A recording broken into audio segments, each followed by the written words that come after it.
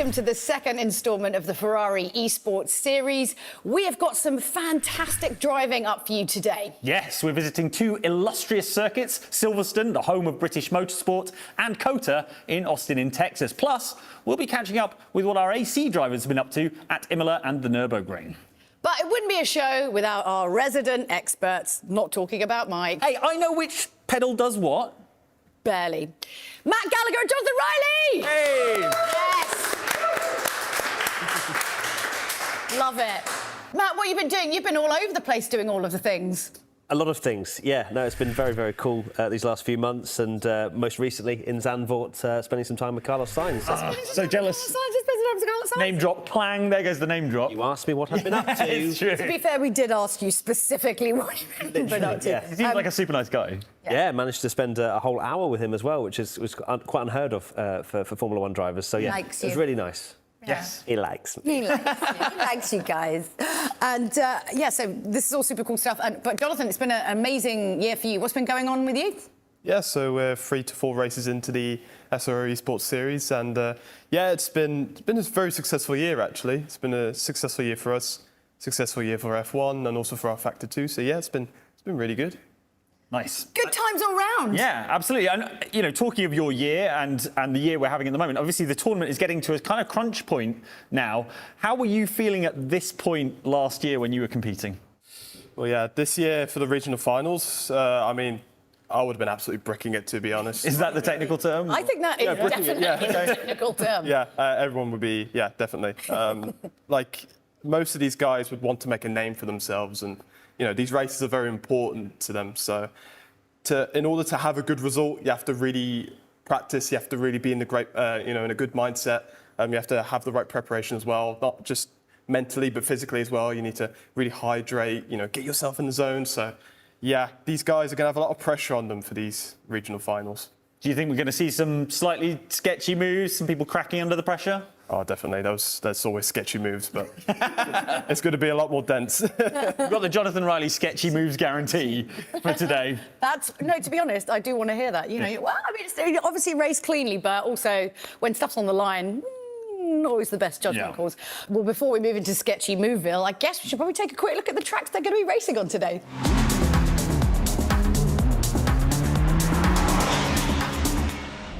COTA is our next circuit.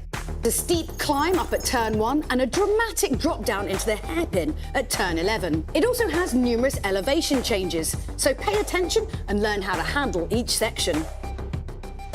The next track is Silverstone. Copse is one of the fastest and most challenging corners on the Silverstone circuit. To get through this corner quickly and safely, brake early and lightly before the corner, then turn in late and aim for the apex. Next up is the Nürburgring GP circuit in Germany. This is a highly technical circuit that requires careful control of the throttle pedal during the more complex sections. Turn 1 is a sharp hairpin, and in a race is a great opportunity to overtake, and an even better opportunity to miss your braking point and end up doing an embarrassing 3-point turn. The last track of the season is Imola, Ferrari's most successful track in Italy with 19 wins. The Acqua Minerale chicane is a fast sweeping corner that requires precision and confidence to navigate quickly. Use a late turn-in and carry plenty of speed to get through the corner. So we're in for a real treat with these two circuits, although as a driver, Jonathan, COTA's a bit of a Marmite track, right? You were saying high tyre deg for this one.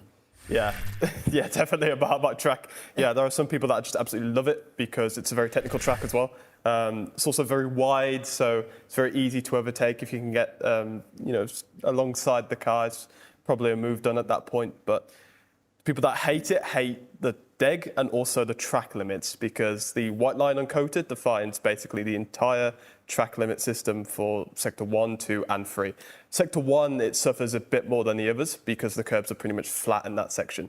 So drivers feel like they can go over those curbs, but they've got to be very careful, because if they get all 4 wheels over that white line, it's a 3 more, it's a drive-through penalty. Right, and a drive-through penalty at this stage of the competition up against these levels of competitors it's the kiss of death, right? Yep, it's worth about 20 seconds, so yep, your race is pretty much done. And Matt, you've probably spent quite a lot of time at Silverstone in your time? No. Certainly have, yeah, both in real life and on the sim. It's an amazing track, one of my favourites, and I think it's a fan favourite around the world. It boasts so much overtaking, there's so much opportunity, it's so high speed. It has such an incredible complex of corners like Maggots and Beckett's, which, you know, we mentioned with Kota as well, that kind of mimics that characteristics in the first sector there as well. So, yeah, we've got a couple of amazing tracks coming up today. Yeah, it's got a little bit of everything, Silverstone, right? Since they changed the layout about 10 years ago.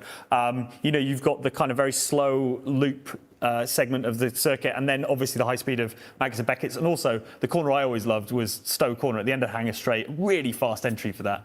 Yeah, it's interesting. It's going to be interesting to see how the drivers cope with that as well, because they are quite fast corners as well. It's not like it's a really hard stop, and we might even see opportunities perhaps in the first sector where there are that more tricky technical but harder on the brakes sort of section as well. So yeah, I'm fascinated to see how it'll all unfold. Well, enough theorising. Let's find out actually exactly what happened at Silverstone in the EU qualifiers. We're going to throw it over now to Luke Crane and Arjuna Kankipati. My name is Luke Crane. I am joined by Arjuna Kankipati. How you doing, mate? Talk us through this beautiful race circuit. The home of British motorsports, a former airfield, of course, converted to become the focal point of racing. There is some elevation to talk about, but I think the most significant thing to touch on is the fact that, of course, the track got a major redesign in the last 15-odd years, the final sector being reworked, a new building being added for the media and everyone, and a new first sector as well. However, all of that becomes the middle sector for us. We use the old pit lane, we use the old turn number 1. The fast right-hander at Copse is where the drivers will begin their journey with cold tyres before working into Maggots and Beckett's. Yeah, it gives the drivers realistically no chance to settle. Copse into Maggots and Beckett's, it just doesn't get any crazier than that to start with the race. And well, without further ado, let's head to the race circuit. Let's see our drivers. 60 minutes of racing here at Silverstone, and we are green light racing. Slasky takes them down towards turn number 1 and actually closes the door on Hoyer. Hoyer then indeed slows up. It causes a bit of a concertina effect there. Ipek loses a bit of time. Hislop actually looking to try and put a little bit of pressure onto that top 3 position. Mario, Adriano, LaMonaco and Hemeret all in the order that they started in. As we come through Maggots and Beckett's here, Hoyer keeping Slasky very honest indeed. Mario Adriano was on the inside of Hislop and now gets on through on the exit of Chapel. Monaco maybe trying to squeak on through as well, but Hislop not being able to hold the ground on the start. And as we rise up towards Stowe, one of the few corners with some elevation change as you dive down into that new chicane that's been added. Look at all the drivers maximize their excursion to the left-hand side, pushing as wide as they can, and back in the field still continuing to dice and juke. Yeah, we saw Hislop at Kota earlier on manage the tyres sensationally well and actually gaining a lot of time at the end of each stint. So I'm expecting Hislop here not to really be challenging too much here. If someone wants to make an aggressive overtake, especially on the first few laps and burn their tyres out, he will more than likely let them go.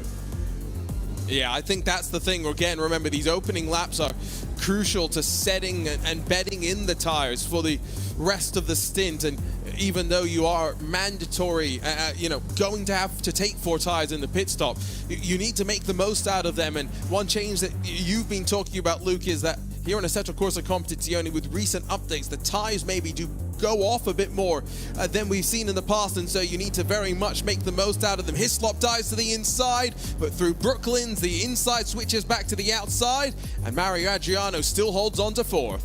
Looking rearwards from the bright yellow machine as Hislop makes the lunge to the inside, but out of the loop, you can use that AstroTurf to run a little bit wider and swoop that momentum down through Aintree onto the Wellington Straight, with almost 3 seconds now splitting 3rd and 4th positions. These drivers behind, yellow, white, and 2 more white machines, they've got to figure it out before these 3 drivers are out of the touching distance, before that mandatory pit window is played out. Remember, the car numbers on the left-hand side of the screen show the seedings that the drivers had out of the time attack qualifiers. The one in the orange box next to it is the mandatory pit stop. It turns to green once we get into that crucial phase of the race. We're looking for a potential move here. Monaco not quite close enough. Might force a mistake though on the exit and grab too much sausage. Oh, you never want to do that, that's for sure. You lose too much traction and ultimately can't lay that power down. Tyre is going to be in a good window, you'd think. 33 degrees Celsius on the track is not necessarily too warm. The issue is Silverstone has so many of these long sweepers, for example, through the entry into Village and the Loop, and then, you know, Brooklands, Luffield, Copse, a sequence where the tyres are just put under sustained load. And the one thing that the drivers have as a visual aid that you have in actually some GT3 cars in the real world and not just in the virtual world, Luke, is the tire temperature and pressure warning, which can tell you when you're slightly pushing the limits of the tire a little bit too much, as though Monaco pushes the limit of the track too much. Yeah, ran a little bit deep there, didn't he, into Brooklands, and ultimately is going to suffer the consequences. But Hemeret hasn't been able to make the overtake, thus they both end up losing more time. Mario Andriano, we're looking back towards Hislop. Hislop, who I mentioned is a bit of a tyre whisperer, I think is in a position now where he has to make something happen. A bit of a mistake there from Mario Adriano. I think he might be, he might get jail out of free card. Get out of jail free card being given to him there by Maggotts and Beckett's effectively. The corners came a little bit too quickly for Hislop to gain the advantage, but Hislop does look like he's going to be able to challenge here for that P4. And I think at this stage, with the gap being 3.6 to the group in front, he has to make a move now. And this is the Hislop that I think we saw more at the Circuit of the Americas, the calculated driver, but being shoved onto the marbles as he squeezes to the inside through Stowe. Fourth will go the way of Hislop, but Adriano can fight back as the outside cambers itself back in, and the jink back to the inside from Hislop was audacious. Oh, nails the apex though, is brilliant. Oh, he faked the move, but well, I tell you what, Mario Adriano, the contact's not great, but he got his car in a really good position there to stop Hislop. This is great battling from both of them. But ultimately, what's happened here is no overtake. The two behind have now caught up, and there's an even bigger gap to that top three. And you are seeing those three drivers at the front increasingly separated as well. So the draft's going to be less of a factor for them. But the amount of squabbling and contact that we're seeing here, these drivers are not doing any sort of favors to one another, and corking the bottle is Mario Adriano in some ways, but it doesn't necessarily seem like it's a top speed issue like it might be if it was a difference in setup. This just seems to be drivers very similar in pace and battling as aggressively as they can. Gap now being 6.6 seconds between this group and then the group ahead. It's becoming more and more unlikely that Hislop's going to catch them. No, absolutely. I feel like right now it is definitely a dwindling light, all things considered. And now Hislop going to be defensive as low Monaco as they climb up into the braking zone. Tries to go around the outside. That's going to be a bold pass if he can make it stick. And Hislop gives the room, doesn't really mind corner Le Monaco like Luke was suggesting, and now still under fire, but holds on to the spot, runs a little bit deep. We're on board then with Hoyer, who's currently in second. The gap 1.4 seconds then between the first two, and then 1.8 seconds back to Ipek. They've done the hard work now. It is all about reaping the rewards. Make sure you don't over-push the car, don't make a mistake, don't get yourself a drive-through penalty for going beyond the track limits. Basically, don't push now. You've done the job. Slasky is in P1, could afford to lose a couple of spots here, but ultimately will still try and push. But yeah, just don't make an unforced error. You can see that Hislop's trying to find a gap up the inside, covered off nicely by Mario Adriano to come up the top of the hill through Stowe Corner. Last time round it was opposite, rolls reversed. It was, that's a double negative there. It was rolls reversed between the two drivers. Mario Adriano though manages to hold on to that inside line. Hislop not able to get the job done as of yet. Still looks a lot tidier here. The tyres, I think he's going to be struggling a little bit. He's not being able to manage them as best he possibly can because he's had to battle right from the get-go of this race, but Hislop does look a little bit faster.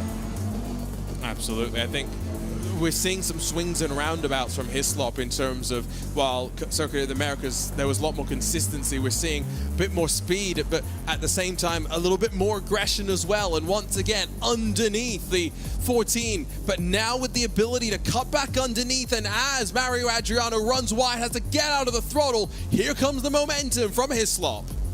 Yeah, this is perfectly set up here from Hislop. No contact between the two drivers. It's brilliant from both of them. as we head then down the Wellington Straight. It's going to be late on the brakes here for sure. And through Brooklands we will go, and Hislop does become a little bit more aggressive. I think he had to there. As soon as he got the car ahead, it was job done. And well, off to try and chase down the lead pack, which is going to be some challenge. Yeah, I think we'll get the time at the line as 7th lap will be complete for Hislop, Mario Adriano and company. It's almost 14 seconds to the leader, 10 seconds to Ipek in 3rd. 43 minutes to go. It's not unachievable, but it's going to require some Michael Schumacher level of qualifying laps in a race setting to be able to close that margin. Ready to pounce, and already mistake there from Adriano in through that chicane at Vale and Club, and now Lo Monaco trying to get on through because Hislop's slowly extending the gap. Yeah, absolutely, and I think Mario Adriano, with that battle with Hislop, has completely cooked his tyres. So he is going to be under severe pressure right now from Lo Monaco. But Lo Monaco, I would say, is in a very similar position as we see a massive tank slapper there, mid-braking zone. And it might be exactly the same outcome around exactly the same part of the circuit for Mario Adriano. He might be about to lose 2 positions in the space of 1 lap. So you head then down the straight. Are we going to see Lo Monaco potentially make a move? We don't, but he's forced Mario Adriano to defend early, which means he's going to be slower on the exit. Yeah, but it was an interesting way of carrying that momentum through, and so through Luffield, where often you can bring it as a 2 apex sort of a corner. Initially Adriano looked comfortable, but all over the left rear now is Lo Monaco, and outside around Copse is audacious, is brave, but surely not possible without some help. There is some contact, but Adriano squeaks back on through, and surely Hemmert's going to be thinking, the more we fight, the more time we're going to lose. I can't make this even more chaotic. After run, we are probably looking at, realistically, a 28-lap race, 14 laps. Probably either side of a pit stop for most of the drivers. And so then 14 laps for Hislop. He's got to make up what? Let's be generous and say that a second a lap means 10 laps from now he's caught up to Ipek, and then has still 3 or 4 laps to try and find a way on through. That's asking for a lot. The one thing that you can try and hope for is aggressiveness on the pit lane as Lo Monaco slides on through on Mario Adriano, finally gets up to 5th. Being aggressive, braking onto the limiter and being as late as you can, as daring as you can there, but also on pit exit, Luke, with cold tires into Maggots and Beckett's and really being vulnerable and throwing the car in there. These are some of those ways that Ipek, Hislop, and even Hoyer are going to be thinking about working into the next 15 minutes of this race. 100%, and that's what Hislop's going to be looking to do, right? Right now, it does look a daunting task. 9.7 the last time that they crossed a timing beam. It's now, it's 10.2, so lost a little bit of time there, and Hislop will try and gain time on the pit entry and indeed the pit exit, just to make his job a little bit easier. But that previous lap wasn't good at all. To be fair, actually, it wasn't that bad. It's only 0.2 of a second off of his best. Ipek must have put an absolute flyer in there. I think the message has been received up here, where you got the scarlet red that leads the way, and then 2 yellow Ferrari 488 Evo GT3, the turbo-powered cars cycling through the opening corner at Copse, with almost half of that fuel window having been cut on through. And we somewhat discussed this slightly earlier, but the pit stops in a set of Corsa Competizione have fuel and tires being done at the same time, which means that you can refuel while the 4 tires are being changed, which is why you'd expect, Luke, most drivers to not put full fuel into the car at the start of the race, have something slightly lighter, a bit quicker maybe, and more balanced in terms of the handling, but maybe a bit more vulnerable in terms of not having as much window to adjust on strategy. Lo Monaco has come down to pit lane. We're curious to see how much in terms of time he'll lose to Adriano now on those first couple of laps. But here is Hislop, starting to lose a bit of time. I think you've got to bring it in. For Hislop, you've got to bring the car in right now and try and maximise what you can, really. Lo Monaco out of the pits then. He's a fair chunk of change behind Mario Adriano, and I'll be very surprised if Mario Adriano doesn't just come into the pit straight away here. Cover it off. The first lap on the tires does tend to be that initial warm-up phase, and then the second and third lap where you have plenty of speed, but also a bit of a bedding in process that you've got to work on through. And so it does tend to be that if you can cover off the undercut the immediately next lap, you can keep your potential advantage without giving up some time. To your point on Ipek, by the way, not only slightly building that margin up to Hislop, but closing the gap to Hoyer on occasion as well, which is, I think, a very promising sign for that number 8 car. Top 2 was split by just over a tenth in the time attack qualifiers, but you have to go back a slightly larger margin to Ipek as Hislop makes his way down the lane. I was quite literally about to say, when we next come to me, that Hislop has to do something different to Ipek. He has to just do something different. If Ipek doesn't come in, he has to bring it in, and he has done. And the perfect scenario for him right now would be to have Ipek catch up with Hoyer, them two have a little bit of battle, lose each other a bit of time. But I would imagine, with a 10-second advantage, they're both going to be too clever for that. Pit stop phase done. 18 minutes, 40 seconds left on the clock. Slasky still in the lead. Hoyer in second position. Ipek in third with a 12.4 second gap to that bubble position. So the top 3 still looking good. Arjuna, no changes from the start of this race. No, even after the early pit stop for Hislop, where, you know, we thought maybe there was a chance for the undercut to continuing the charge forward, it's somewhat come unstuck, and Ipek has been rather consistent. You can see that last lap within 4/10 of the fastest lap so far, kept that margin above the double-digit window where he will want, and now top 3, yes, stretched out more than they were in those opening couple of laps, but still looking comfortable in the spots they ride in. Low Monaco brought the car in earlier than everybody on the grid and, well, reaped the rewards. 5-second advantage, but Mario Adriano will probably start to catch up near the end of this stint. I'll tell you what, Arjuna, Slasky's struggling here. He is dropping time to Hoyer, slid there through Copse.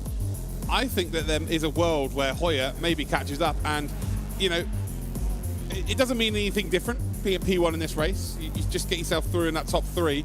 But if you can lay down a marker to one of your competitors, obviously Slasky you would put as one of the favourites to be winning the region. It is as simple as that, from the evidence we've seen so far.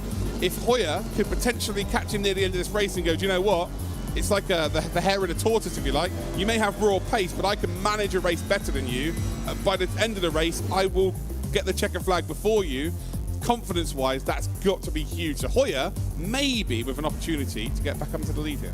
Hislop, Low Monaco, and Adriano, I think there's going to be some regret, especially for Hislop. You said maybe should have been more defensive on the opening lap.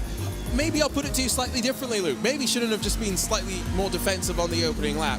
Maybe should have been more aggressive in the laps after that, to have not sat back and waited for almost 10-15 minutes to burn before he was back up into 4th position. Yeah, I think the one driver that won't have any regrets is Mario Adriano, because he's absolutely left it all out there. Yeah, tyres have overheated and he's maybe struggling near the latter stages of this race. But boy, did he give it everything. He wanted to make the overtakes. He wanted to take it to everybody else. He didn't want to wait for everybody else. Didn't want to worry about the tyres later on in this race. He just wanted to make sure that he got track position earlier on. It's not worked out for him, but gave us some cracking entertainment. And really, the driver that lost out the most from it was Hislop. But that is motor racing. That is what we sign up for, ultimately. You can't expect everybody to be doing the same strategy or taking it easy, looking after their tyres. They want to battle side by side. They're here to try and win races, and that is just the nature of the beast. Well, one more lap to go of this race, and for Slasky, clean air at the front, and with the tyres seemingly coming back into a window, everything has gone pretty perfectly for them, but like you say, not everything is going to go so perfectly. Looking forward to seeing some adversity go their way, and hoping to see how these drivers manage their tires when they're forced to race a little bit more, because that's not something that we've seen from these top 3 so far today, Luke. I think that's one of those questions still yet to be answered. Yeah, 100%. But if you're Slasky, you're feeling confident. If you can gap your nearest rival by 3, nearly 4 seconds now, you're feeling confident. If you're having to go, get into the regional finals by not battling side by side with people, you're still feeling confident. Hoyer, he'll feel pretty good, but he'll know that he's got a direct rival that's faster than him. We'll have to find something a little bit more as we head to our regional finals. Ipek will have to find a hell of a lot more if he is to be in contention to get to the grand finals. But yeah, Slasky looking great. Half a lap then for Slasky to go. And well, it has been a great day in the office. Hoyer just in behind. They're coming through Abbey, then through the sweeping left-hander, which is Farm, setting up on the left-hand side of the track, then towards Village, the corner that goes just about back on itself, then through the loop as we head then down towards the Wellington Straight for the very final time. Yep, and these drivers will say goodbye to this 488 Evo GT3. They'll toss the keys out. They'll be handed the keys to the 296, one step closer to the grand finals of the 2023 Ferrari Esports Series. Round the final corner, we will come then through Luffield and then in towards Woodcote. Slasky has not looked back this whole race. From start to finish has been P1. And well, has been the star of the region so far. Checkered flag drops. And in the Ferrari Esports 2023 series, Slasky will take qualifying to race number 2. Hoyer then will finish in second. He slowly was catching up every now and again, but then Slasky pretty much had an answer to every question he threw out there. But he will make his way through to the regional finals. And Ipek will take that final position. What an awesome first race. Yeah, loads to talk about here. Matt, Jonathan, what did you make of that?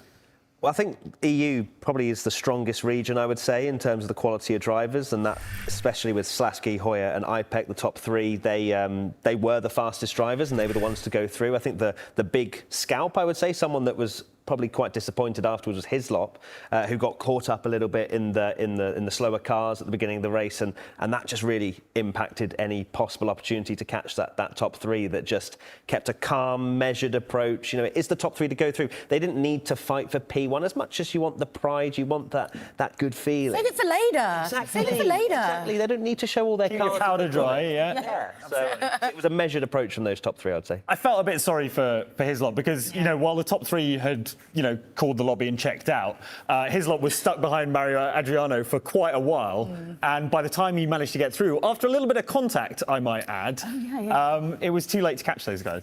Yeah, and also Silverstone being a high-speed circuit, you're going to get affected by a lot of dirty air. So although it's a wide circuit, there's a lot of straights. The problem is when you enter the first sector, you've got that Mackets, you know, that sort of section, and you're following a car at such a high speed that you start to fall back a bit. So when you get to those straights and you know, it's like, right, I'm going to overtake the guy now, you're 6 tenths back because of all that dirty air, and you know, and also with the hot air that passes over the car, the tyres wear down a bit more as well, so because they can't cool as efficiently. So yeah, it's a real issue, and you know, drivers need to be aggressive at Silverstone because if they don't get past, things like these happen where your race just gets ruined. I think the key overtaking area in these cars certainly is at the end of the Wellington Straight into Brooklands, where you've had a low-speed corner onto a sort of reasonably long straight, but not as long as the Hangar Straight. And then you've got that sort of left-hander where it's clearly, as this race shows, possible to put a move on someone. Yeah, definitely. And it depends how much you also trust the person you're trying to overtake, because if they start to squeeze you off the track, then all of a sudden the move is not on. But yeah, that is an interesting part of the track that maybe you don't expect in other races, and you'd think it's actually down Hangar Straight towards Stowe. But yeah, plenty of action. Yeah, and some contact, as we said. You know, this was, you know, I wouldn't say like dirty racing, but there was no holds barred here. You have to expect it in GT racing. This is not Formula racing, so these are cars that can rub against each other. They can bang wheels. You know, it's not too much of a problem. You know, you'll get a little bit of damage, but it's not race ending. So, yeah, it just comes with this genre of race, this genre of cars. You know, some drivers they train on these cars, and then they realise when they're racing against each other that moves aren't necessarily done unless you really do commit to the move. And you know, you can't do moves that are just, you know, picking your nose into the corner, because when the guy cuts you off and, you know, you're just a little bit alongside, he spins off and you get the penalty. So you need to be committed when you're making moves like that. Plus, always, I think by that point, Hislop was just incredibly frustrated and was just Probably, like, yeah. just as you said, you just got to try and get by. But And he only finished 13 seconds off P3, so he'll definitely, when he analyses that race, realise that perhaps that first phase of the Grand Prix was the problem. Yeah, I mean, these are long endurance races as well. This is an hour-long race. It's a long time to maintain focus, right? Yeah, exactly. Yeah, an hour was very difficult, and especially when you need to consider strategy. Some of these guys may have their own team managers or their own their second guy in order to have a clear sort of head and discuss okay, what's the best strategy, when's the right call to come into the pits, because some people just can't do that when you're driving. Some people are a little bit hot-headed, so they're like when the wheels start banging a little bit and then they sort of fall back, and then instead of going, right, I'm going to consider strategy now, some people just like, right, I'm going to kill him next time. So yeah, it's important to sort of keep your head in the right place, and like, right, okay, maybe I won't overtake him on the track, I'll overtake him in the pits, and that's the difference between people at the top and then people who are just getting stuck battling in the middle. What's that phrase they say? Everyone's all cool, calm, and collected until they get punched in the face. Yeah, indeed. Yeah. It's a good point though about the strategy, because I've been in the pits at a GT race and they have reams of data in front of them. They've screens everywhere, onboards everywhere. They know everything that's going on. These guys are having to be their own strategists. Yeah, I mean, with real life, you have so many sensors on the car, and you have so much data to pull through. And in esports, it's sort of similar to that. You get, you can get timings on the board, so you can see where people are on track. And you also need to consider, it's not just about like, okay, when do you need to pit? So you're going to go undercut when you pit early, so you get new tyres earlier. Or you get an overcut where you sort of go longer and be like, right, okay, I'm going to play the long game here. I'm going to have the fresher tyres towards the end, and we'll see if we can make a move. But it's also, if you pit and you come out and you get stuck behind someone, it could ruin your strategy. So you're going to have to take everything into account when you decide to make a call. Yeah, I'm glad it's not me. I couldn't do it. I can barely change a radio station without getting confused while I'm driving my car. So anyway, it was an amazing race, but now we're going to head over to the Americas region on COTA, and we're going to throw it over to Luke and Arjuna. Well, hello everyone, and welcome along to the 2023 Ferrari Esports Series. And of course, Luke, the Americas regions take center stage. Absolutely. The final 6 spots available on ACC to make it to our regional finals here for the Americas region. They would have had a chance to look at the previous races as well, maybe done their research. Yeah, I'm really excited to see how this goes down. And underway we are at the circuit of the Americas. Rivera's clean. Behind him, big dive to the inside by Patrick, trying to fight with Lovering down out of that opening corner. Top 3 will try and settle into the rhythm as we work our way in through the S's. The first time to potentially see the drivers struggling on those tires that are still coming up to temperature. Lovering has a bit of a wiggle there, but on the entry to the S's, tidy for the field that now cycles their way towards the middle sector, Luke. Yeah, Lovering's figured himself out nicely there into turn 2. Very much was running out of road on the exit of turn 2, but has figured it all out. All good. No real pressure from Patrick in the end. I think Patrick backed out and realised that we don't really want to lose too much time to our race leader. But at the front 3, they've got away perfectly. We assumed that they would do. Already a bit of gap there to Di Bernardo. It's currently in 4th position. Al Branch is behind Harding, Seed, and it does look like Nicholas Di Bernardo is out there and it has started from the pits. Yeah, so a pit start there, going to put a lot of work for the 6 to try and catch up to the top 3 spots. Maybe going to be just a bit of consolidation and showing us what he is able to do. Meanwhile, up in towards the braking zone at turn number 12. Here's a look to the inside from Lovering. Does not want to wait around. Rivera gives the room. No swap around, but clearly some impetus to make their way to the front from Lovering. Yeah, Rivera there almost laid out the red carpet. Say, if you want to make an overtake by going late on the brakes there, you can absolutely do so. You can overheat those tyres. I'll come back at you a little bit later on. But ultimately, Lovering decided against it in the end, managed to get the car stopped. But right now, again, I say don't read too much into the qualifying times for this. It could be drivers not putting as much time in. Right now, Skylar Lovering looks absolutely rapid. And the 7/10 of a second advantage that Rivera had in the qualifying phase here, I'm not sure in race trim is that big. Look at the gap back to the first of the Di Bernardos and then Obrant as well. There is almost 2 seconds of separation to each of those cars. The top 3 will know that as long as they don't trip over one another, potentially all 3 could see themselves lock in their spots in the regional final. Question will be in what order they do so. As mentioned, all three have been competing in the SRO GT World Challenge America Esports Championship. Loverink in a Ferrari in the pro class, while Rivera and Patrick in other GT3 machines, but in that silver class. That is the beauty of that championship, though, is for some of the drivers maybe with less experience at the top level, they get the chance to go and compete. And so maybe for Rivera and Patrick, now they've got some more confidence, Luke, heading into this race to battle with the likes of Loverink. Yeah, 100%. I will say one thing here. It does look like Rivera has taken his time on that first lap just to bed himself in nicely. And since Loverink went to have a go down towards turn number 12, Rivera's just driven away. So I'm wondering right now as to whether Rivera has now got that car into the perfect sort of range he wants it to be in terms of temperatures, in terms of pressures on those tyres, and now would look to try and drive away. Loverink, Patrick, their job is just at least keep him honest. And then you've got drivers such as Di Bernardo who effectively need to keep themselves in a position to take advantage of any misdemeanors between these three.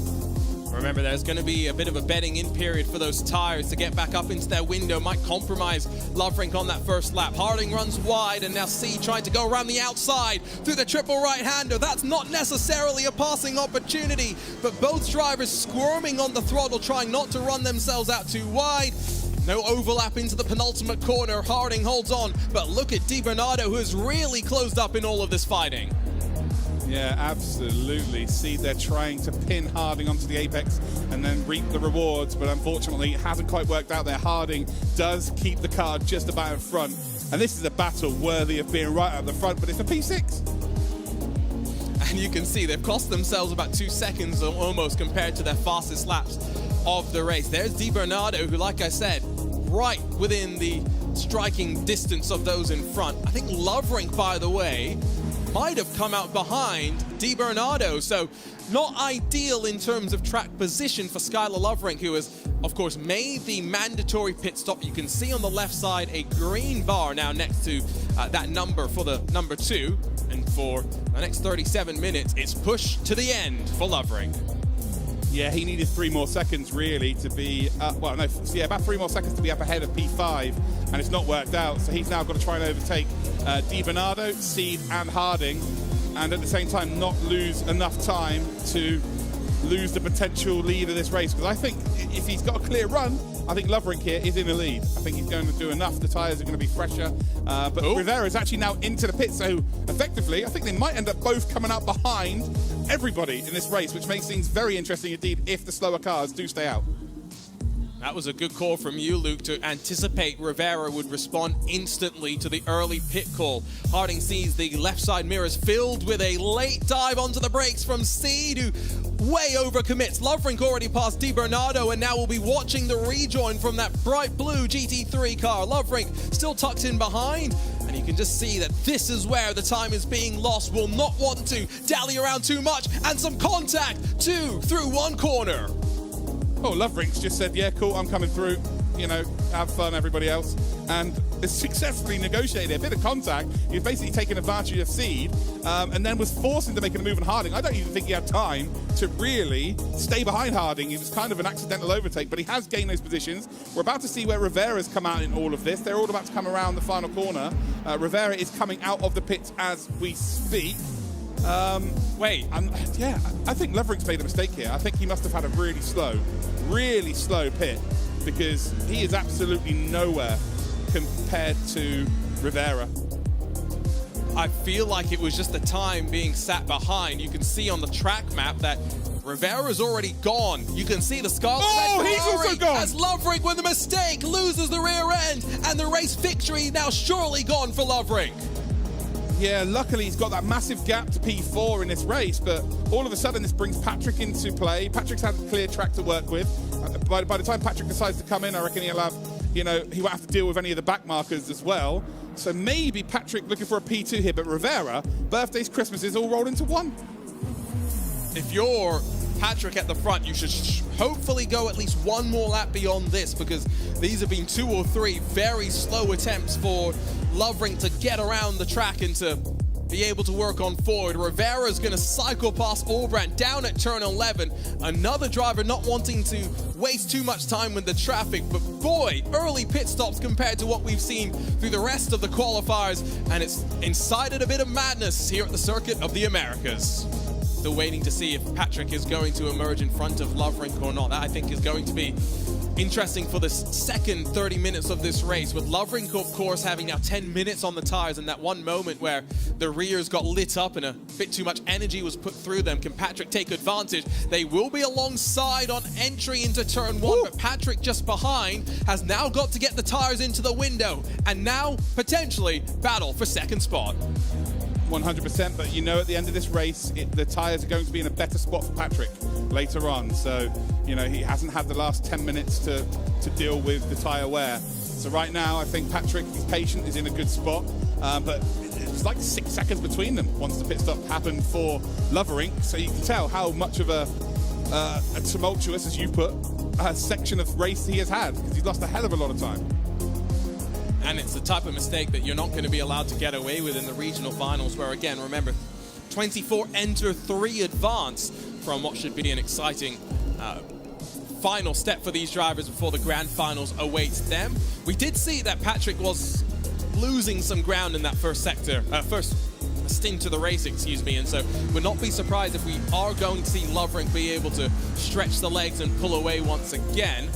Will then be a question of what ifs. My question is, if Lovrink is pushing this hard, is there another mistake potentially not too far around the corner? Yeah, that is the big question, right? David Di Bernardo is currently in the lead. I don't think he's he's not far enough ahead at all, is he, really to be a factor here. Steve, who's in 5th, is yet to pit as well, so I don't think there's too much to be worried about in terms of qualification through to the next phase here, as we see even more battling. Then Harding runs off circuit up through turn number 1, and David Di Bernardo still got to serve that stop go 30, will come through. See, I think the front 3 before they pit will be the front 3 that go through still here, but Lovrink has definitely shown a few chinks in the armour. Breaking in towards turn 11, turn 11, where it widens out on exit to try and run yourself down that back. Oh, no! Oh, it's Both the other Di Bernardo's got to stop and go 30. We don't just want our names to be the same, we want our penalties to be the same as well. Brothers in arms. That would be another topic around the dinner table, I'm sure. Penalties for all. that's you can't write this, can you? That is absolutely outstanding. Oh, that's quite something. Rivera has not put a foot wrong. Was the number 1 seed. You can see the number 1 there with the white box behind it. That means that he was the quickest in terms of the qualifying times to get to this stage. 10 seconds, best part of 10 seconds ahead of Lovrink as it stands, who does have the fastest lap. Let's not forget about that. And then Patrick in 3rd spot, who's another sort of 10 seconds back. It's been a pretty comprehensive performance from all 3. We've had moments from absolutely everybody in this race so far to give us some nice entertainment, but those 3 have really stood out. Well, plenty of talent being shown at the front from Ricardo Rivera to be consistent and to dominate here at the Circuit of the Americas. The Puerto Rican driver comes out on top to advance to the regional finals in the Americas region, along with Skylar Lovrink and Coapono Patrick. 3 very strong performances. A battle to the line, though, as Harding and Di Bernardo fight their way through the penultimate corner. Long way around for Di Bernardo, who even after a stop-and-go 30 penalty, fights his way back up into 4th. Arjuna getting a little bit excited. We've still got one more lap to go here, ladies and gentlemen, so it's not quite over as it stands. Hey, Arjuna, it's fine. I got myself completely lost. The excitement is real. We love to hear it. Absolutely love to hear it. But yeah, we still got one more tour of COTA to go. Ricardo Rivera has made no mistakes today, has held on to that Ferrari 488 GT3 Evo with perfect car control, waltzed away in that opening stage from Coapono Patrick, with Skylar Lovrink putting the pressure on, but through the pit stop phase, Rivera came out on top and brings the Scarlet Red Ferrari to the line to win at the Circuit of the Americas. Are you sure, Arjuna? Yes. No, I'm not. But we can confirm. Congratulations to Rivera. Lovrink then coming across the line in 2nd with the fastest lap as well. And Patrick, well, Arjuna, he will round out our top 3. Another incredible race. Matt, what are your thoughts? My thoughts are that the top three were in a class of their own. The top three only were on the lead lap, everyone else at least a lap behind. So I'm really interested to see how those three continue and progress through the tournament. Lovering was the big sort of talking point, I would say. A really early pit stop, which I'm not sure if he had a strategy team around him. I'm thinking maybe not, no. I'm not sure they probably will say that was a good idea, because he had to make some serious contact in order to make his way through the slower cars, which did cost him some time. We saw some mistakes creep in as well. Yeah. Perhaps he knew during that point, I've not made the best decision here. I'm going to push a bit too hard, and we saw that big mistake at turn 1, which cost him quite a bit of time. But overall, it didn't really matter. Got the result. Got the result. That top 3 is all you need. I just don't know if I could stay that, especially if it was like sort of my error. I don't know if I could say that cool, because in my head I'd be like, you totally messed that up. And I was like, concentrate on the road. Yeah, I don't know if I could keep that. And that's why you're not That's in the tournament. exactly why between that and a multitude of other safety reasons. What's it like when you're, because you've led a few races, Jonathan, obviously. What's it like when you're in a pair or a trio who are really setting the pace, and there's a lead pack, and you're either leading that pack? Is it more pressure to be there, or chasing the leader? What does it feel like? This boils down to preference sometimes, honestly. Different series have different opinions. I mean, in Formula Series, for instance, you tend to, not like to be the first guy to enter the last lap, because, in Formula Series, the slipstream's quite a large effect. Whereas for GT, you could be first, you could be second, you could even be third if it's a top 3 pack. The point is, you want to be in a good position for the straight. That's the most important thing, because that's where the moves are going to be done. There's a massive straight at Kota, so if you're the first guy, then you better have the pace to back it up. Otherwise, when you hit that straight and the guy behind you is like 1 to 2 tenths back, well done. Yeah, goodbye. Yeah, race win is not a race win anymore. So, yeah, it's you got to have your strategic mind on you. Again, it's not my forte. Obviously, we saw Lovering with a half spin at T1, completely on his own. That's pressure getting to him, right? Yeah, just pushing hard. And I think the mistakes did creep in, as I say, but at the same time, he had the margin in order to probably get out and have a cup of tea as well if he wanted to. So it wasn't like the be all and end all for him. I think there will be some learnings that he takes into the next round. Don't pit so early and into a lot of traffic. I'm a big undercut fan in my illustrious sim racing career. I would always be the undercut, want to lead the race even if I have worse tyres. But that was maybe a little bit too extreme. But perhaps that might have worked in other scenarios where you're trying to close the gap to a car that potentially is 4 or 5 seconds down the road, and you want to get that track position potentially. So I'm an undercut guy. What about you? Are you an undercut guy or an overcut guy? Depends. It depends. Kota, I would not even touch an undercut, to be honest, Okay. Because you can have a good pace advantage, but as soon as the guy pits in front, he's probably going to be about 2 seconds, 3 seconds back. So yeah, good job. You've overtaken him, but you're going to find out in like 5 minutes to go, you have like 15 lap order tyres, and that's not good at all round Kota. So yeah, I wouldn't really touch an undercut round Kota. It can be quite good for when you're in traffic and you want to overtake people. A huge undercut may be an option. It's not very often that you get that. The optimum point would be bang in the middle, because you get equal tyre wear and you get an equal sort of, if someone tries to go a little bit long, you get an undercut, either way, you get an overcut. So, yeah, it depends. I wouldn't really touch a massive overcut like that, but maybe I'd consider an overcut around Kota for the tyre wear issues. How much can you, as a driver, affect the tyre wear? If you were forced, for example, because of traffic, to take a big undercut, are there things you can do to manage your tyre wear on a high-deg circuit like this? Yeah, with GT cars, you have electronics to help you. So you have traction control, you have ABS. You can turn those up or down depending on if you're losing too much pace or if the tyres are screaming for help. I guess also in your driving style, you could just be a little bit cautious on the tyres, because you know that, do I really want to try and abuse them in order to try and get past this guy?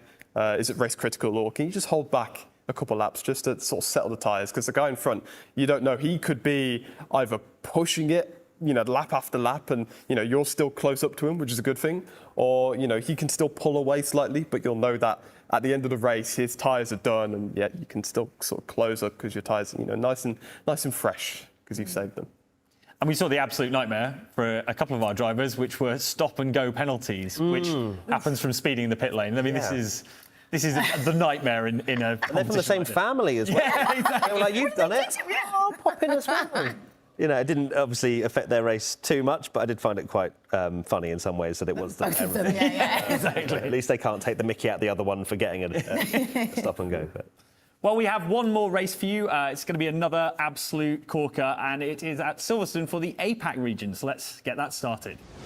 Well, hello everyone and welcome along to Qualifier 2 as we figure out who will join the 12 drivers already locked in from the Asia Pacific region to the 2023 Ferrari Esports final. My name is Arjuna Kankipati, delighted to be alongside all of you as we get ready to go racing at the home of British Motorsports, Silverstone. I'm joined by Luke Crane, and Luke, so excited now to see what happens at Silverstone.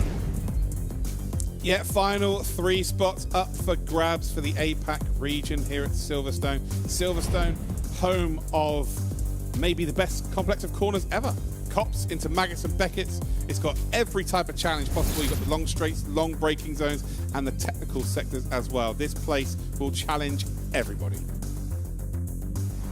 We've run our way towards the opening corner. The GT3's held back no longer. We are racing in the next round of the qualifiers in the 2023 Ferrari Esports Series. Big jump at the front, and Javier Lai is going to lead them in through the high-speed complex on Maggots and Beckett's with the tyres still coming up to temperature. Some fighting behind, but clear at the front and running onto the long hanger straight. Yeah, fantastic stuff there from Javier Lai, who does indeed take a very commanding lead. We've then got Brian Lai a little bit further back here. And the reason why they were so staggered is because they were actually in their qualifying position. So that's why there was a spot between Lai and Sang at the front there, because Sang was actually in 3rd spot, and you've got their Muro who's in 4th, 7th, then for Lai. That's the grid spot that they were on the grid, so that's why there's such a big gap. And it looks like we may have dropped a driver here, actually. So we're down to 7, unfortunately. But they are all very, very close here as we come halfway through the lap time here. It is indeed Javier Lai who leads the way, and we're on board with P2 Sang. This is their wing complex, that new building that's got shiny glass on its front, and then as you work your way through a almost flat out corner in a Formula 1 machine, it's decidedly not flat out through the right, down a gear at times, and then in through this new section. Chris Sang still comfortably in 2nd, but with the margin between your top 3 relatively open. It is all behind Brian Lai for 4th, that final of the spots in the regional finals where the fighting is. And I think as they funnel their way in that draft to end that lap, this is where we're going to see the most of the action. Melton and Maskey could be involved in this one as well, but ultimately it's Kirovsky that's on the charge for now.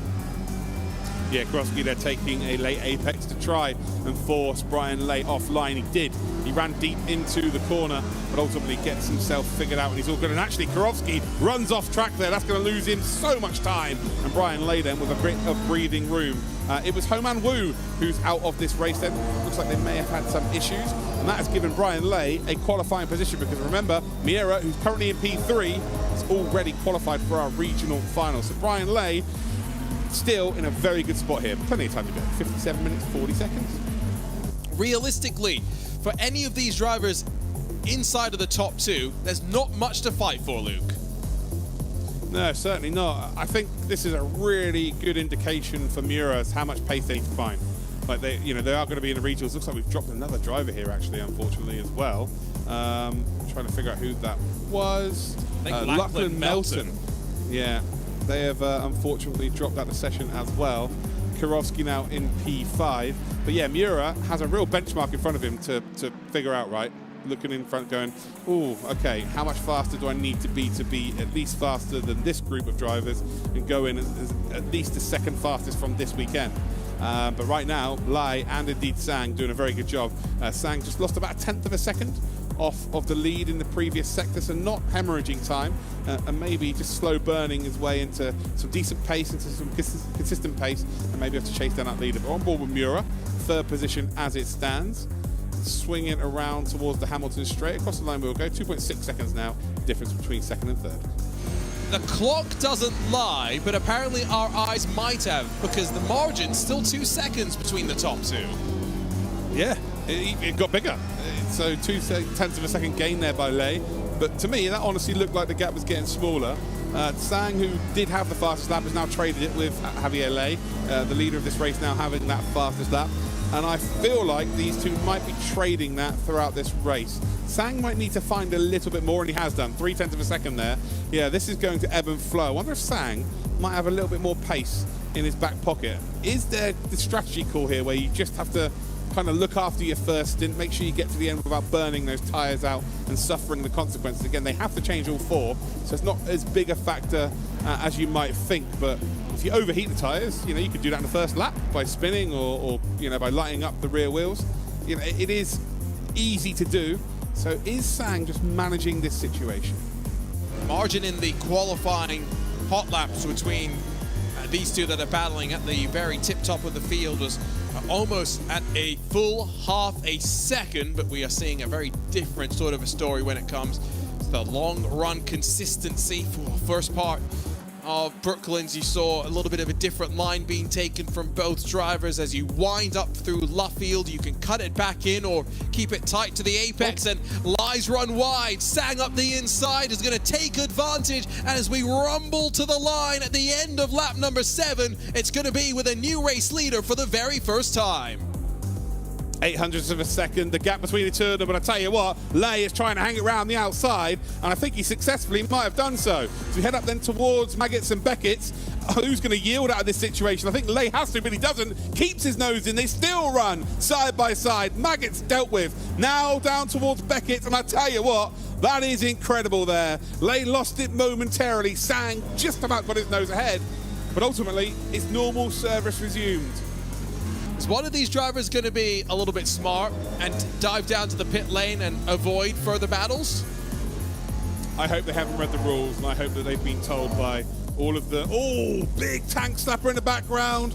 Having to take the escape road here, that is going to probably incur some sort of penalty where they have to give up some time. There's a big cut there. I think the biggest factor here for Sang is that they're still facing in the right direction, still behind Lay. But back to my point, I hope that the production team or the group that are running this championship have told them that only one person goes through here, because then we will see fireworks from now until the end of this race. They'll stay out. Remember, we pit on the old pit straight here if you are used to the newer configuration at Silverstone. The advantage of doing the pit stop window as a 4-tire change rather than come in and change fuel is that everyone is basically going to have identical pit times. They are at the whims of the automated pit crew as to whether there will be a slight difference, as maybe there is also the chance that you can hit your mark slightly differently, but ultimately the overcut likely to be preferred.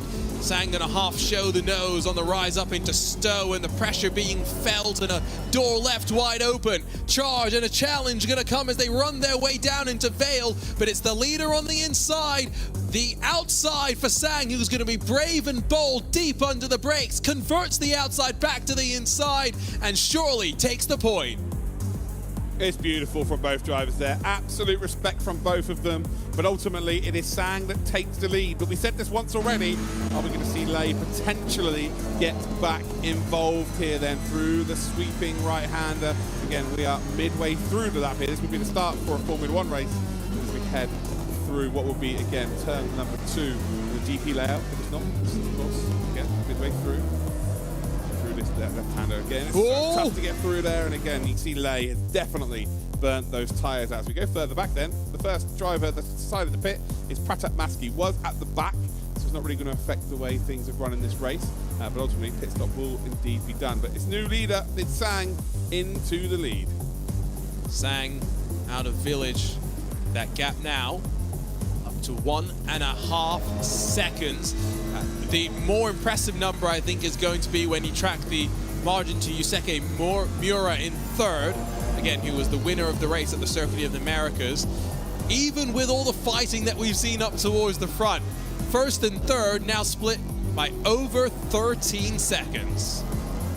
Yeah, it's a big old gap. These two very much looking like the stars of the field, and also creating their own highlight reel, because that overtake there from Sang on Lay, as much as it was exceptional from Sang, Lei's a part of that. He had to leave the room. He was very aggressive in terms of leaving the perfect amount of room, making it very difficult for Sang to make that move stick. Of course, it didn't work out the first time. Lei managed to keep his nose ahead 2 laps prior to that, but Sang did get it done. It was deliciously made. And Lei, again, just needs to give credit to both drivers there, because that was absolutely sensational and done in the right spirit. It's the mental warfare that is also part of racing, isn't it? The pushing a driver beyond their limits to the point where they snap, they make those mistakes. And now see if Javier Lai is going to be able to close that margin to Miura, and now we'll get a good chance to be able to see Miura fighting wheel to wheel, hopefully in what will be a fun little tussle between the two of them. Big cut there on the first part of Maggots as they wind through this first sector, but all the while pursuit of the blue 488 GT3 machine. The window is now officially closed. Fortunately, no one played it too close to that line. I get the sense, though, as we dive further into this competition, as we have a couple more drivers in our fields, Luke, we might see some of those cases where we see drivers pushing the limits of the window as far as they dare. Yeah, for sure. It's beneficial to stay out, especially if it means you can react to other people.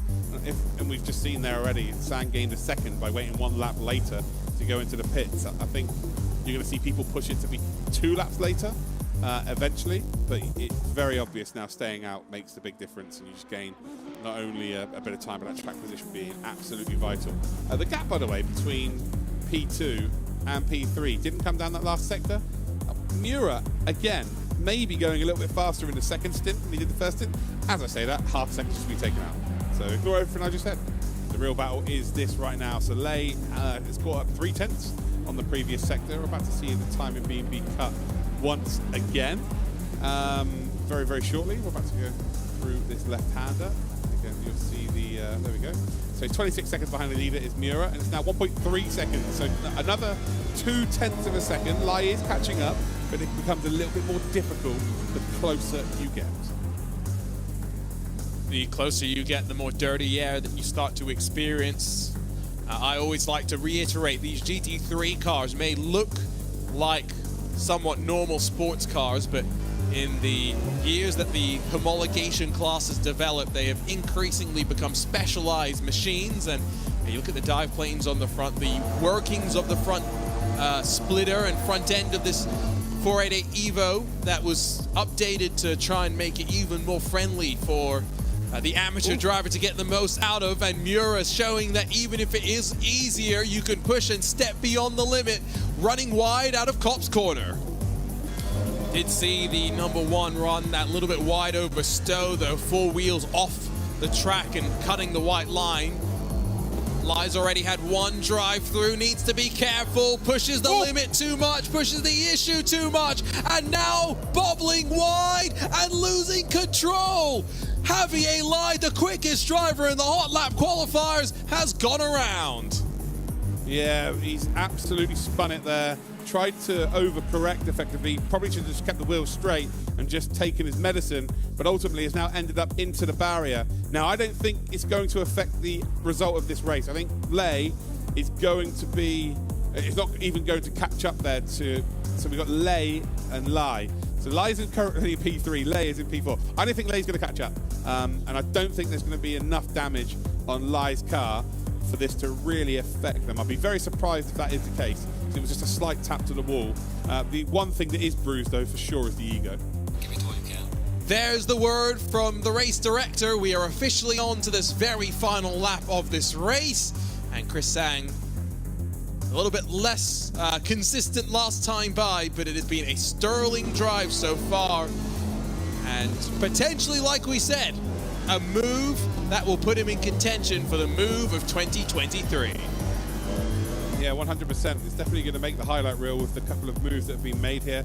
But I think the most important thing is that Sang has put a marker down. Everybody in this region now will be looking at that name. If they line up against him, we'll know, oh, okay, this is not going to be easy. We've got then our second position, so ignore Miura. Remember, they've already successfully qualified through. So Lai, who we were just on board with in P2 effectively, but P3 in the race. And there is Miura then, who have had a very stellar day, getting more and more experience at the race distance, getting more and more experience against some competitors that he will face a little bit later on in this championship, as we now have only half a lap remaining. Sang comes through the sweeping right-hander into farm, down towards village. Got the loop to contend with for the very final time. Perfectly executed. Then in towards Aintree, and down the back of the Wellington Straight. Chris Sang, who after qualifying third here at Silverstone, outlasted them all to come out on top after 60 minutes of hard racing in the 2023 Ferrari Esports Series. Miura will grab second on the track, but it's going to be Lai and Lei that advance along with that number 3 machine after a frenetic day of racing.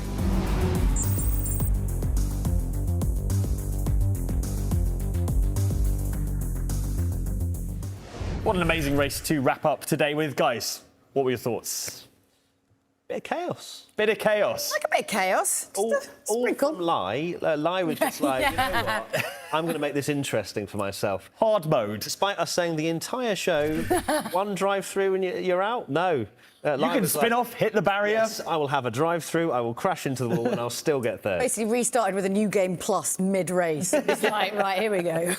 Yeah, but I mean, again, it seems like we've found 3 from each region that just have a little bit more over the rest of the competitors, and Lai didn't make it easy for themselves. And I think there's Lai, and then there's Lei, who was 4th, who might have got a little bit excited seeing the delta going down. As clearly he'd got into the wall, but still managed to finish, I think, half a minute ahead. Which, I think just proves that the innate speed. Yeah, somewhere else. The innate speed is clearly there for Lai, who was on pole and was the fastest, but made a bit of a meal of Silverstone. Yeah, and he got the result, right? But psychologically, he was on pole and he just managed to scrape the 3rd place, you know, having made a series of errors, essentially. What does that do to you psychologically, even though you're moving through into the next part of the competition? What happens when you have a bad day in one of these? Taylor Swift song, just got to shake it off or something, I don't know. Yeah, you definitely have to shake it off. I mean, if I was the one that had the best hot lap and then in the race I'd sort of scraped by a little bit, I wouldn't be best pleased with myself, but you can still be assured that, yes, I'm into the next stage and whatever. I mean, don't do that again. We do it again, yeah, pole and then, yeah. But no, you'd sort of want to maybe sort of clean up that racecraft. You know, of course, it's good that you can qualify and pole, and you do have the pace on one lap in order to sort of pull ahead of the competition. But unfortunately, in the race, it's more than one lap, so you need to do it again and again and again. So it could be consistency, it could be just the pressure. I don't know. But I think for the final, the biggest tip is just to sort of iron those mistakes out, because I can guarantee you in the finals for each region, you will not be able to crash into the barriers and still score a podium. That will not be possible. Challenge accepted. There we go.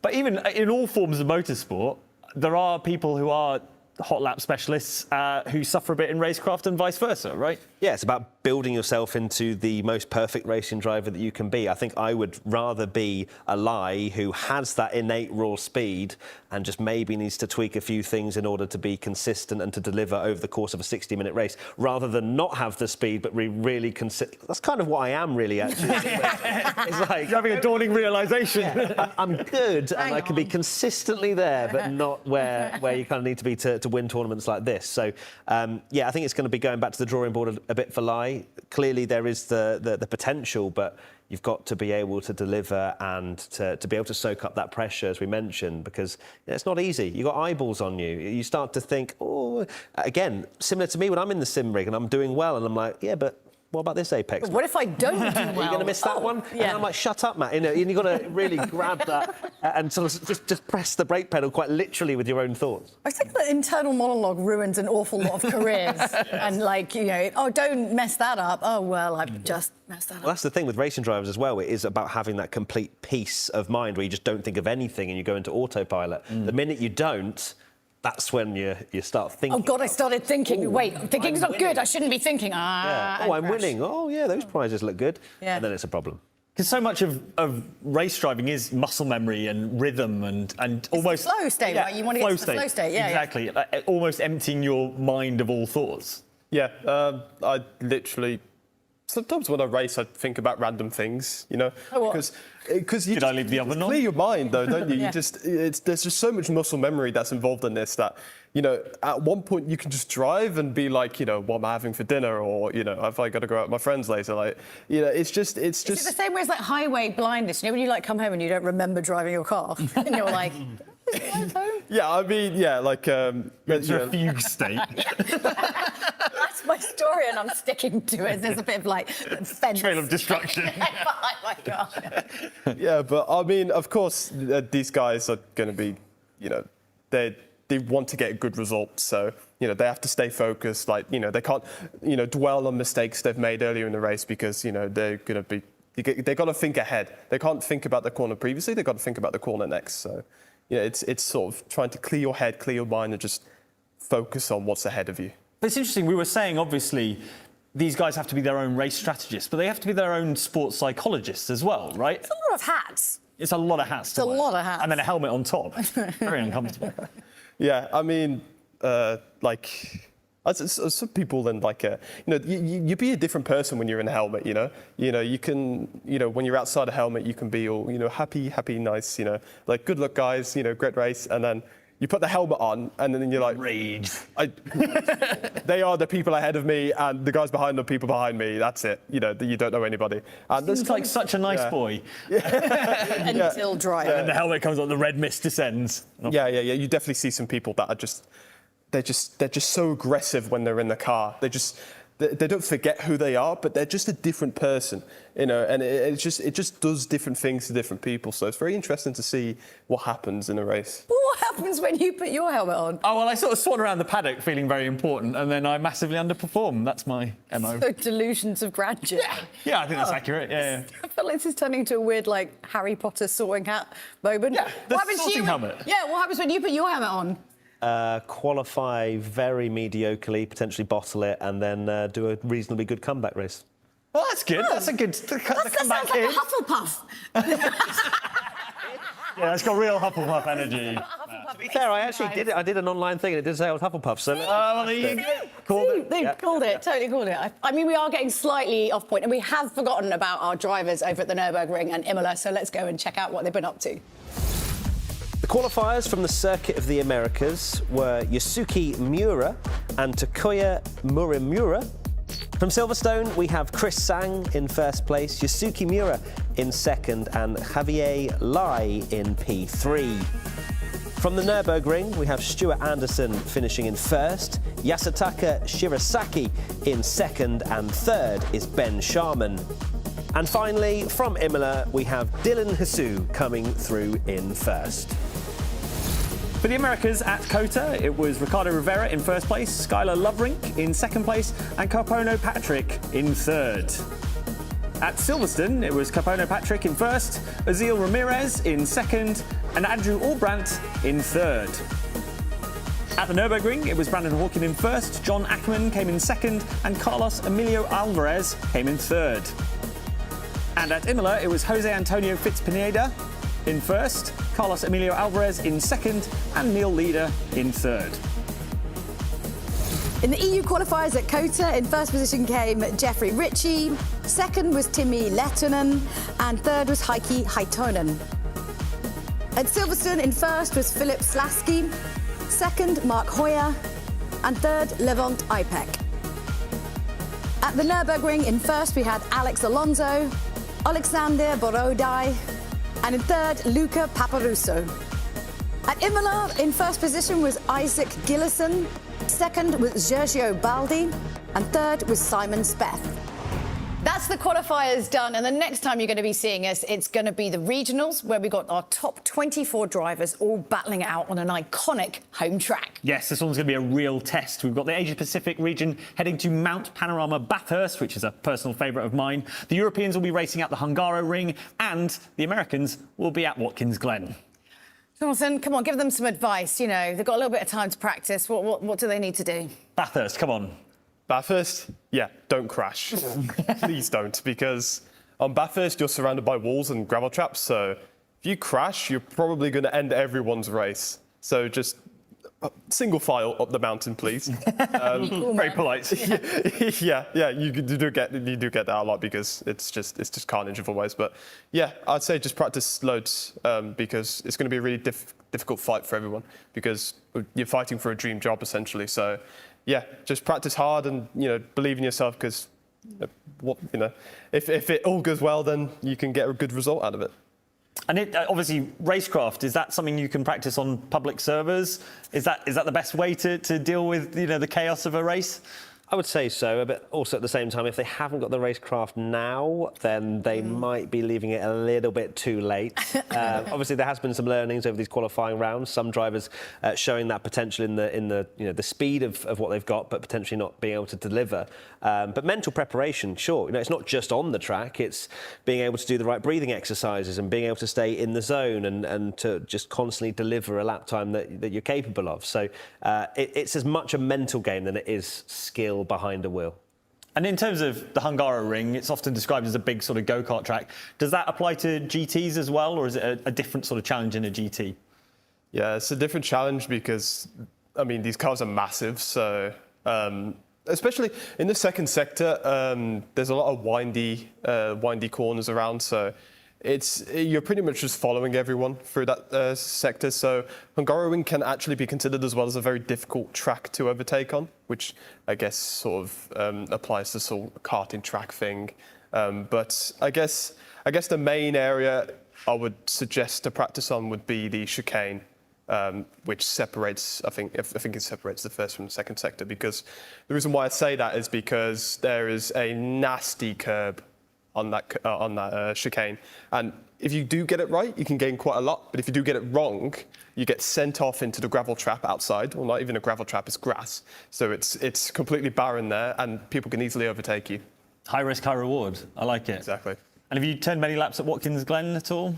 I have actually. It's a really good circuit. It's fast, it's flowing. There's plenty of overtaking opportunities, especially in that first sector. You want to nail that first corner to then just pretty much flat throughout the rest of that next few sequence of corners. So yeah, it's a good one. Then of course you've got that middle and last sector, which I would argue is pretty single file as well.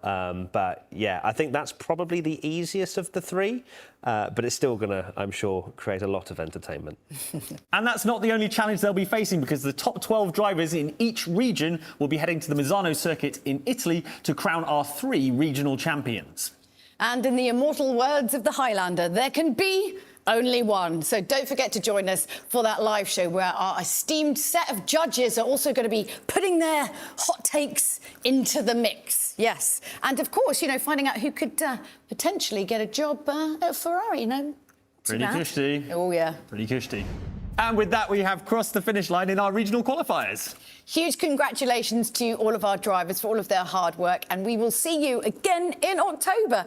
Thanks so much, guys. And yeah, we'll see you next time.